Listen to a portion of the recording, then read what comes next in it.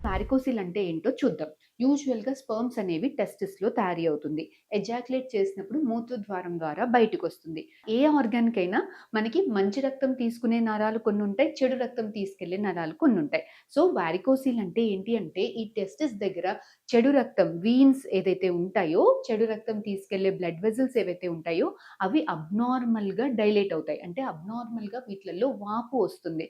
So, ఇలా వాపు రావడం వల్ల, సరిగ్గా పనిచేయకపోవడం వల్ల చెడు రక్తం అంతా కూడా ఇక్కడ స్టాగ్నేట్ అయిపోయి, మనకి లోకల్‌గా టెంపరేచర్ అనేది ఇంక్రీజ్ అవుతుంది. ఈ స్పెర్మ్స్ కూడా ఈ చెడు రక్తం ఇలాంటి ఎన్విరాన్మెంట్‌లో పెరిగినప్పుడు స్పెర్మ్ కౌంట్ తగ్గుతుంది, కదలికలు తగ్గుతుంది, క్వాలిటీ తగ్గుతుంది. స్పెర్మ్‌లో డీఎన్ఏ ఫ్రాగ్మెంటేషన్ ఇండెక్స్ కూడా చాలా పెరుగుతుంది. అంటే జెనెటిక్ మెటీరియల్ ఫ్రాగ్మెంటేషన్ అనేది కూడా చాలా ఎక్కువవుతుంది. సో, వారికోసిల్ ఉండడం వల్ల మనకి స్పెర్మ్ కౌంట్ తగ్గుతుంది, కదలికలు తగ్గుతుంది, క్వాలిటీ కూడా తగ్గుతుంది.